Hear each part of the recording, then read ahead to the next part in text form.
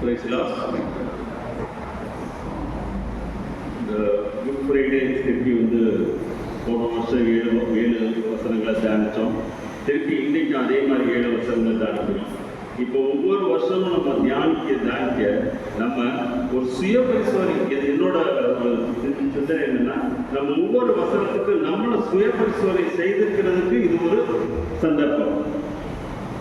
இயேசு கிறிஸ்து சிலுவையில் அடங்கிய 7 வார்த்தைகள். இந்த முதலாம் வார்த்தை எடுத்தீங்கன்னா, அவர் லூக்கா 23:34, பிதாவே இவர்களுக்கு மன்னியும், தாங்கள் செய்கிறது இன்னதற்கு அறியாது இருக்கார்களே என்றார். இந்த போன வருஷம் இந்த மன்னிப்பை பற்றி பேசணும். ஒவ்வொரு வருடமும் நம்ம அந்த மன்னிப்பை பற்றி கேட்டுட்டு இருக்கோம். அவர் அருளிய வார்த்தைகளை பற்றி பேசிட்டு இருக்கோம். நம்மளுடைய வாழ்க்கையில இந்த ஒரு வருட காலங்களில் நம்ம இயேசுக்கு உகந்தவங்களா மாறுறதுக்கு இந்த மன்னிப்பை நம்ம வாழ்க்கையில எப்படி கடைபிடிச்சிருக்கோமா அப்படிங்கிறதுக்கு ஒரு சுய பரிசோதனைக்கு இது வருது. ஆண்டவர் என்ன சார், இயேசு கிறிஸ்து என்ன செய்யறாரு, ஒரு ரிக்வெஸ்ட் வைக்கிறாரு. ஒரு கடினமான சூழ்நிலை, நமக்கு கஷ்டமான சூழ்நிலை வரும்போது முதல் நம்ம கொண்டது அடுத்தவனுக்கு தான்.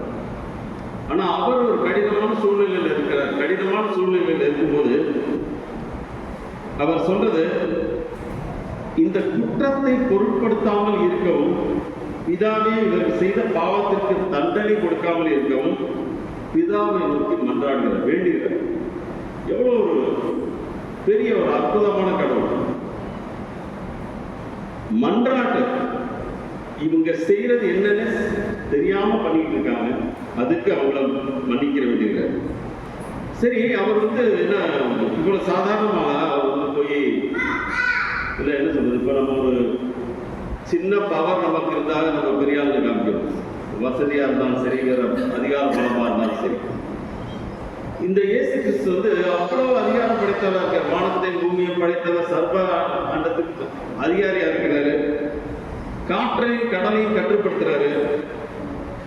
இவ்வளவு பவர், எல்லா அதிகாரமும் அவருக்கு இருக்கு. ஆனா தன்னை ஒப்பு கொடுத்து அந்த அதிகாரத்துக்கு நினைச்சுதான் ஒரே நிமிஷம் அந்த கட்டுக்கள்ல இருந்தா வெளியில வந்திருக்கலாம். யார் அவரை சிறுவையில் ஏற முடியும்? யார் அவரை குற்றம் சாட்ட முடியும்?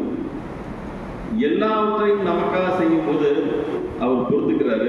அந்த அதிகாரத்தை பண்ணாம அவரு தன்னை ஒப்பு கொடுத்து மிகவும் அமைதியாக எல்லா துன்பங்களையும் வலியையும் தூஷணங்களையும் தாங்கி கொண்டு சிலுவையில் நமக்கு கற்றுக் கொடுக்கிறார். சரி, இது வந்து ஒவ்வொரு வருஷம் ஒவ்வொரு தடவையும் நம்ம வந்து ஒவ்வொரு இடத்துல சில அவமானங்கள் போறோம், வலிகள், வேதனை எல்லாத்தையும் தாங்கிக் கொண்டு அவரை மாதிரி நம்மளால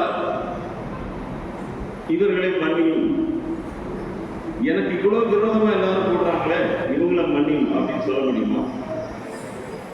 சரி, இந்த அடுத்தவங்க இயேசு கிறிஸ்து தன்னை தூஷிக்கிறவங்க, தன்னை குற்றம் சாட்டுறவங்க, இவங்க எல்லாத்தையும் அப்படியே வந்து எதுவுமே வந்து மன்னிச்சுட்டா மட்டும் போதுமா? ஏன் இவர் வந்து ரெக்வஸ்ட் வைக்கிறாரு இதாட்ட? நீதிமொழிகள் 19:29 ஒரு வசனம் சொல்றது, பரியாசக்காரருக்கு தண்டனைகளும் மூடருடைய முதுகுக்கு அடிகளும் ஆயத்தமா இருக்கிறது. யாரு பரிகாசம் பண்ணாலும் பைபிள்ல சொல்லியிருக்கு, நீதிமொழியில தெளிவான அர்த்தம் இருக்கு. நீ பரிகாசம் பண்ணி வேதத்திலிருந்து தப்பிக்க முடியாது, உனக்குரிய தண்டனை ஆண்டவர் வச்சிருக்கிறார். அப்ப வேத வசனங்கள் படி கண்டிப்பா தண்டனை உண்டு. இந்த தண்டனை கொடுக்க சொல்லி இருக்கவரே இயேசு கிறிஸ்துவே சொல்லியிருக்காரு. பல நேரங்களில் மனிதர் தூஷிக்கிறார்கள். லேவியாகமம் 24:16 இயேசு கிறிஸ்து சொல்றாரு, தூஷண பாளையத்துக்கு புறம்பே கொண்டு போ, கேட்டவர்கள் எல்லோரும் தங்கள் கைகளை அவன் தலையின் மேல் வைப்பார்களாக, பின்பு சபையார் எல்லோரும் அவனை கல்லெறிய கடவார்கள். இது கர்த்தர் சொல்லியது, வேற யார் சொல்ற? எதை விதைக்கிறானோ அதை. சரி, இப்ப இவருக்கு தெரியுது, இப்ப ஒரு சாதாரண பாவம் பண்ணி அவனை மீட்கும் பொழுது அவனுக்கு என்ன செய்யணும்னு சொல்லி அவருக்கு தெரியுது. ஆனா அவரையே காயப்படுத்தும் போது அது எவ்வளவு பெரிய தண்டனையா கிடைக்க போகுது அந்த பாவம் செய்யறவங்களுக்கு. அப்ப அந்த பாவம் செய்யறவங்களுக்காக இவர் பரிதவிக்கிறார். எனக்கு உனக்கு வாழ்க்கையில என்ன தண்டனை கிடைக்க போகுதுன்னு தெரியுது, அந்த தண்டனையிலிருந்து உன்னையை காப்பாத்துக்கிறக்கா, நம்மளை காப்பாத்துக்கிறக்கா அவருக்கு வந்து அவருடைய பிதாவிட போறாரு. அப்ப இவ்வளவு வலி வேதனையிலையும் இவ்வளவு கஷ்டத்திலையும் அவர் கூப்பிட்ட ஒரே ஃபர்ஸ்ட் பிதா. நமக்காக எல்லாத்தையும் சகிச்சு பிதாவால் அனுப்பப்பட்டவர் எல்லாத்தையும் தாங்கிக்கிறாரு. ஆனா அவர் அந்த வேதையெல்லாம் பொருட்படுத்தாம மன்றாட்டுக்கு போய் நிற்கிறது வந்து பிதாட்ட. சரி, இந்த பிதாட்ட போய் அவர் இந்த சீக்வன்ஸ்ல யாரையெல்லாம் மன்னிக்கிறார், மறக்கவும் நினைக்கிறார். அப்ப இது மறந்தாலும் மன்னிக்க முடியும். ஒரு சின்ன ஒரு நல்ல ஒரு விசுவாசி ஒருத்தர் இருந்தார், வேதத்தெல்லாம் கரைச்சு குடிச்சவர்.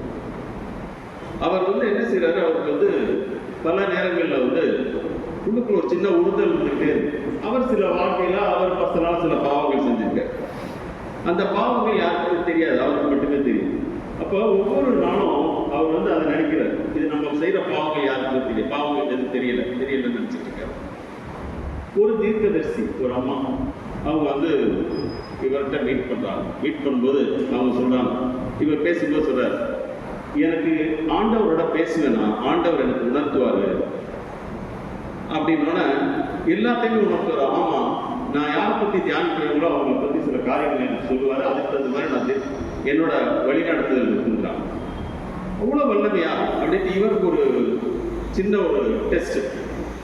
நீங்க வந்து எனக்காக ஒரு காரியம் என்னன்னா, நான் இவ்வளவு பெரிய விசுவாசி, என்னை குறித்து ஆண்டவர் என்ன வச்சிருக்காரு, எனக்கு அது குற்றங்கள் இருக்கா, இது பாவங்கள் இருக்கா, கொஞ்சம் உங்க ஞானத்தில் கேட்டு சொல்லுங்கன்னு கேட்கிறாரு.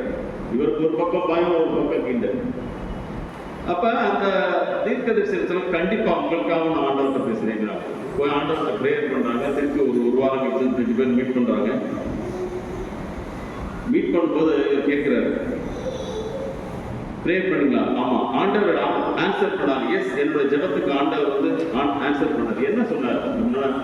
மிகுந்த இரக்கமுள்ள ஆண்டவர் சொன்ன ஒரே ஒரு வார்த்தை, பழையவதை நான் மறந்துடுவேன், உன் பாவங்களை நான் மறப்பேன், அதுதான் சொல்ல சொன்னார் அப்படிங்கிறாங்க. எவ்வளவு அற்புதமான கடவுள்! பாவங்களை மட்டும் ஞாபகம் வச்சுக்கிட்டு அவர் ஒவ்வொருத்தருக்கும் கேரி ஓவர் பண்ணிட்டு இருந்தாருன்னா அன்னைக்கு வந்து நமக்கு மன்னிப்பு கிடைச்சிட்டா நம்ம இருக்க வாழ்க்கை வந்து வேற வாழ்க்கை. அப்ப இந்த வழியில வர்ற நம்ம இயேசு கிறிஸ்து என்ன செய்யறாரு, யாரையெல்லாம் மன்னிக்கிறாரு? லூக்கா 23:10 பிரதான ஆசாரியரும் வேதபாதகரும் அவங்க குற்றம் சாட்டிக்கிட்டே இருக்காங்க, தூஷிக்கிறாங்க அவங்கள. அதுக்கடுத்து பிலாத்துவை, நீதிக்கு புறம்பாக தீர்ப்பு வழங்கிய பிலாத்துவை. அதுக்கடுத்து 23:33 சிலுவையில் அறைந்தவர்கள், 2 கல்லருக்கு நடுவில் சிலுவையில் ஆணி வச்சு அரைஞ்சவங்க, இவங்களை மன்னிக்கிறாரு. அப்ப இந்த மன்னிக்கிறதுங்கிறது வந்து அவர் ஃபர்ஸ்ட் அவங்க செஞ்ச தப்ப மறக்கணும், அதுக்கடுத்து மன்னிக்கணும், அதுக்கடுத்து பிதாவிட்ட வந்து வேண்டணும். இந்த மன்னிக்கிற சுவாபம் எல்லாத்துக்குமே இருக்குமாங்க? இருக்காது. மன்னிக்கிற சுவாபம் நம்ம டெவலப் பண்ணிக்கிட்டோம்னா அது கடவுளுடைய சுவாபம். கடவுள் தான் மன்னிக்க முடியும். நம்மளே கேட்போம் நிறைய நேரம், இவர் என்ன என்னைய மன்னிக்கிறது, பேரு கடவுளா போயா அப்படின்னு சொல்லிட்டு போவோம். இல்ல, கடவுளுக்கு மட்டும்தான் மன்னிக்க சுவாபம் இருக்கு. ஆனா கடவுள் என்ன சொல்றாரு, அதனாலதான் நமக்கு இந்த வார்த்தைகள் மூலம், இந்த முதலாம் வார்த்தையின் மூலம் நமக்கு சொல்லிக் கொடுத்து வந்து எல்லாத்தையும் நேசிக்க கற்றுக் கொடுக்கிறார். அவங்க நேசிக்கிறாங்கன்னா நமக்கு அவங்களுக்கு அவசியம் இல்லை. நம்மளுடைய அன்பை, அவங்களை குறித்த மன்னிப்பையும் நம்ம செலுத்தணும். இதுதான் நேசத்தின் வெளிப்பாடு. நேசத்தின் வெளிப்பாடு தான் மன்னிப்பு. நம்ம வாழ்க்கையில நிறைய சந்தர்ப்பங்கள்ல நாம் மற்றவர்களுக்கு எவ்வளவு சூழ்நிலைகள், அது உற்றாரா இருக்கலாம், உறவினர்கள் இருக்கலாம், நண்பர்களா இருக்கலாம், சொசைட்டி, சர்ச், எங்க பார்த்தீங்கன்னா, வேலை பார்க்கிற இடம், உத்தியோகஸ்தர், எங்க பார்த்தீங்கன்னா ஒவ்வொரு இடத்துலையும் நம்மளுக்குள்ள இருக்கிற ஒரு விரோதங்கள் எல்லாமே வாழ்க்கையில நம்ம பிடிச்சதாக நடந்துக்கணும் நம்ம நினைச்சுக்கிட்டு ஒவ்வொருத்தரையும் ஒவ்வொரு சூழ்நிலையும் நம்மளை காயப்பட்டு நிறைய பேர் இருப்பாங்க, நம்ம காயப்பட்டு நிறைய பேர். அப்ப நம்ம ஆண்டவருக்கு உண்மையுள்ள வேதத்தின் வார்த்தையின்படி, இந்த முதலாம் வார்த்தை அறிவியப்படி தேவனுக்கு பயந்து நம்ம இருக்கணும் அப்படின்னா அவர்களை கூட நம்ம தூஷிக்காமல் இருக்க. தூஷிக்காமல் இருக்கிறதுங்கிறது என்னன்னா, அவர்களை நோக்கி இறைவனிடம் மன்றாடணும். பேசணும்னு அவசியமே கிடையாது. அவங்கள்ட்ட பேசணும்னு அவசியம் கிடையாது. அவங்கள மன்னிக்க பண்ணணும். அவங்கள மன்னிக்கிறதுக்கு இறைவன்கிட்ட மன்றாடணும். இங்க இயேசு கிறிஸ்து அவங்கள்ட்ட போய் சொல்லல, நான் உங்களை எல்லாம் மன்னிக்க பிதாட்ட கேட்கிறேன்னு சொல்லல. அவர் சொல்றது அவங்க அறியாம பண்றாங்க, இவர்களுக்கு மன்னிப்பு பிதாட்ட கேட்கிறார். அப்ப நம்ம வாழ்க்கையில் செய்யறது அவங்கள்ட்ட போய் நான் மன்னிச்சுட்டேன்னு சொல்றதே கிடையாது. பிதாவை நோக்கி எல்லாத்துக்கும் மன்னிக்கிற கொடுக்கும். அவர்கள் நமக்கு எதிராக செய்யும் அத்தனை காரியங்களும் என்ன செய்கிறோம் என்று அறியாமல் செய்கிறார்கள் அப்படிங்கிறது நம்ம நினைக்கிறோம். நம்ம பார்த்துருக்கோம், இந்த ஒவ்வொரு நமக்கு குற்றம் செய்வர்களுக்கும் பாவம் செய்வர்களுக்கும் ஆண்டவர் உரிய தண்டனை வச்சிருக்காருன்னு சொல்லிட்டு, ஆனா இந்த தண்டனைகள் இருக்கிற போது அவங்க திருந்திடுவாங்களா? இல்ல, நம்மளை பத்தி கண்டினியூஸா தூசிச்சுட்டு தான் இருக்க போறாங்க, நம்மளை பத்தி குற்றம் சொல்லிட்டு தான் இருக்க போறாங்க. இந்த குற்றம் சொல்லிட்டு இருக்கும்போது நம்ம என்ன பண்ண போறோம்? திருப்பி நம்ம ஒவ்வொருத்தரையும் நம்ம பிதாவே இவர்கள் அறியாமல் செய்கிறார்கள், நாம் மன்னிக்கவும் சொல்லும் போது ஆண்டவர் நம்மை அவர் புகுந்த பிள்ளையாக உயர்த்துகிறார். வேதத்தில் இன்னொரு அழகான ஒரு உதாரணம் நான் பார்த்தேன். அப்போஸ்தலர்ல 6ஆம் அதிகாரத்துல ஸ்தோவான், அந்த 7 பேர் ஸ்தோவான் வந்து நல்ல விசுவாசத்தினாலும் வல்லமையினாலும் நிறந்தவனாய் ஜனங்களுக்குள்ள பெரிய அற்புதங்களையும் அடையாளங்களையும் செய்தார் ஸ்தோவான். அப்படி அடையாளம் செஞ்சவரை என்ன பண்ணாங்க ஒரு கூட்டம்? 55 அப்போஸ்தலர் 7:55 அவன் பரிசுத்த ஆவியினாலே நிறைந்தவனாய் வானத்தை அண்ணாந்து பார்த்து தேவனுடைய மகிமையும் தேவனுடைய வலது பாசத்தில் இயேசுவானவரை நிற்கிறதையும் கண்டு. அப்போ ஒருத்தர் இவ்வளவு விசுவாசம் ஆண்டவர் பத்தி இவ்வளவு தூரத்துக்கு ஒரு பெய்த்துள்ள ஆளுக்கு வந்து ஆண்டவர் தரிசனம் கொடுக்குறாரு.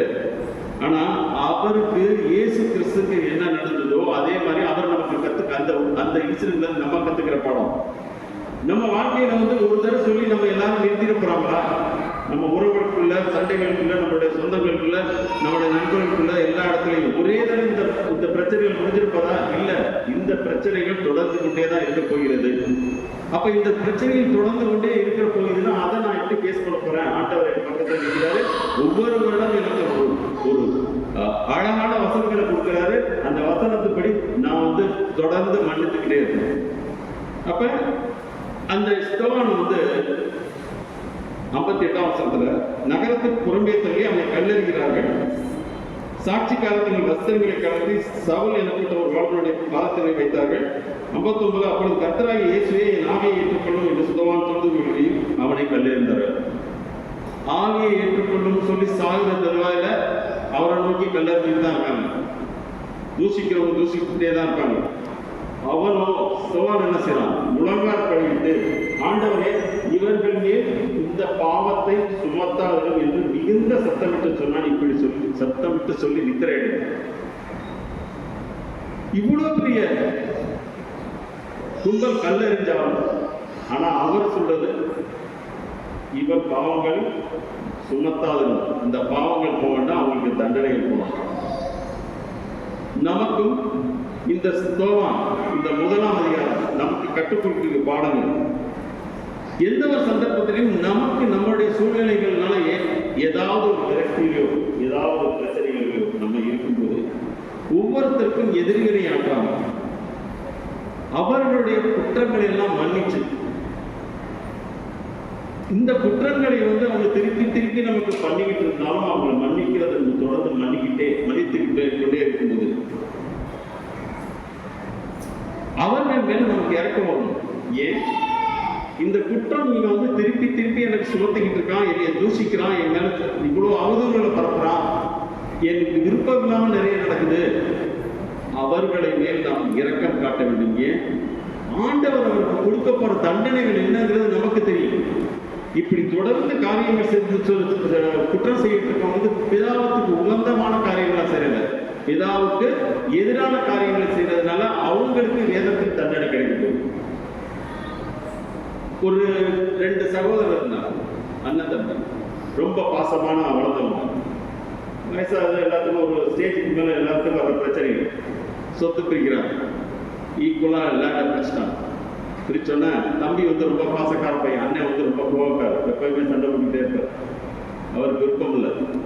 இருந்தாலும் பிரிச்சுட்டாங்க. அண்ணன் நிறைய துரோகம் பண்ணாரு, இருந்தாலும் தம்பி அதெல்லாம் கொடுத்துக்கிட்டாரு. என்ன செஞ்சுட்டாரு? அண்ணன் வந்து நம்ம ஒருத்தர் பார்க்கக்கூடாது காம்பவுண்ட் வால் கட்டிட்டார். 2 பேருமே நல்ல பக்தி உள்ளவங்க. காம்பவுண்ட் வால் கட்டி 2 பேரும் பார்க்கக்கூடாது, அதான் அப்ஜெக்டிவ். நாட்கள் கிடக்குது. தம்பி வந்து என்ன செய்யறாரு? அண்ணனை அடிக்கடி பார்க்கணுங்கிறதுக்காக அந்த காம்பவுண்ட் வால் எட்டி பார்க்கறது, இந்த மாதிரி பார்த்துட்டு பார்த்த பார்த்து ரசிப்பார். அண்ணன் இருக்கார். ஒரு சூழ்நிலை, அண்ணனுக்கு கொஞ்சம் உடல் சரியில்லை, தம்பிக்கு இன்னொருத்தர் சொல்றாரு. இப்ப இதை கேட்டோம்னா அண்ணன் தம்பி என்ன செய்யறாரு, அண்ணனை பார்க்கறக்கா எட்டி பார்க்கிறார். அப்ப அண்ணன் பார்த்துட்டு என்ன செய்யறாரு, இவன் எட்டி வேற பார்த்துட்டு இருக்கானா அப்படின்னு சொல்ல அந்த உடல் அவ்வளோ வன்மம், அவ்வளோ கோபம் அவருக்கு. என்ன செய்யறாரு, அந்த ஊர்ல இருக்க அந்த அந்த கான்ட்ராக்டர் ஒருத்தர் கூப்பிட்டு, நான் ட்ரீட்மெண்ட்டுக்கு போறேன், வர்றதுக்கு கொஞ்சம் காலம் ஆகும், நீ என்ன செய்ய, காம்பவுண்ட் வாழ நல்ல ஹைட்டா கட்டிடு, நான் வரும்போது அவன் எந்த சூழலையும் நாங்கள் ரெண்டு பேரும் பார்க்கவே கூடாது, அந்த அளவுக்கு எந்த அளவுக்கு ஹைட்டா கட்ட முடியுமோ அவ்வளோ ஹைட்டா கட்டியிருக்காரு. இவன் ஒன்னா சொல்றாரு, ஓகே நீ போயிட்டு வர்றதுக்குள்ள காம்பவுண்ட் லைட்டா கட்டிடு. தம்பியும் வெளியூர் பயணம் போயிட்டார். ஒரு சந்தர்ப்பத்தில் 2 பேருக்கும் ஊருக்கு போற சூழ்நிலை. ஊருக்கு பார்த்தா தம்பி பார்க்குறாரு. முதல்ல பார்த்தா காம்பவுண்ட் வாங்கல, அந்த இடத்துல ஒரு அழகான பாலம் 2 பிளாட்டின் நடுவில் 2 நிலத்துக்கு 2 இருக்கு. அவர் ஒரே சந்தோஷம், என்னோட அண்ணன் மன திரும்பிட்டாரு, என் அண்ணன் என்னை ஏற்றுக்கிட்டாரு, சந்தோஷத்தோட கூறி கூட அதில் நடக்கிறார். எதேச்சும் அந்த நேரம் அண்ணன் வந்துடுறாரு. அண்ணனும் வந்துட்டு அவர் தம்பியை பார்த்தானே, ஒரு தம்பி தான் இதை இவ்வளோ பண்ண சொல்லியிருக்காரு போல, தம்பி இவ்வளோ சந்தோஷமா நம்ம 2-3 நாள் கொடியில அவங்க உறவுகளுக்குள்ள அந்த கசப்பெல்லாம் போயிருக்கு, அந்த பாசம் உடனே 2 பேருமே மணந்துடுறாங்க. இது ஒரு சின்ன விஷயம், இது கதையா இருக்கலாம், நடந்த சம்பவம் தெரியல, நம்ம படிச்சது ஷேர் பண்றோம். இது ஒரு பெரிய போதனை நமக்கு. எவ்வளவுக்கு உங்க மனசுல வலியை வச்சிருக்கோமோ அந்த அளவுக்கு நம்மளுடைய யாருக்கு கெடுதல், ஆண்டவருக்கு விரோதகரமான காரியம் ஒண்ணு, அடுத்து நமக்கு பிபி சுகர் என்னடா வரணும் எல்லாத்தையும் ஏற்றிக்கிட்டு லோடிங் அவர்செல்ஃப் வித் ஆல். அதுக்கு பதிலாக ஆண்டவர் நோக்கி, பிதாவே மணி இவர்கள் என்ன செய்வது என்னதென்று தெரியாமல் செய்கிறார்கள்ங்கிற ஒரு விண்ணப்பத்தை வச்சுட்டு நம்ம வேலையை பார்க்கணும்னு சொன்னா நமக்கு ஆண்டவர் ஒரு அற்புதமான அவரோட பிள்ளைகளாக ஒரு சந்தர்ப்பத்தை கொடுப்பாரு. இந்த முதலாம் வார்த்தையில நாம் கற்றுக்கொண்ட பாடம் நம்ம ஒவ்வொருவருக்கும் அது வாழ்க்கையில் உபயோகமாக இருக்கணும். இதாவே நாங்கள் ஒவ்வொருவரும் இன்றைக்கு நீங்கள் சிலுவையில் அறிய முதலாம் வார்த்தையின்படி ஒவ்வொரு குற்றங்களையும் மன்னிக்கிறவர்களாக உம்மை நோக்கி அவர்கள் அறியாமல் குற்றம் செய்கிறார்கள், அவர்கள் மன்னிக்கவும் என்று விண்ணப்பம் செய்வர்களால் மாற தேவன் தாமே கிருபை தரும். ஆமென்.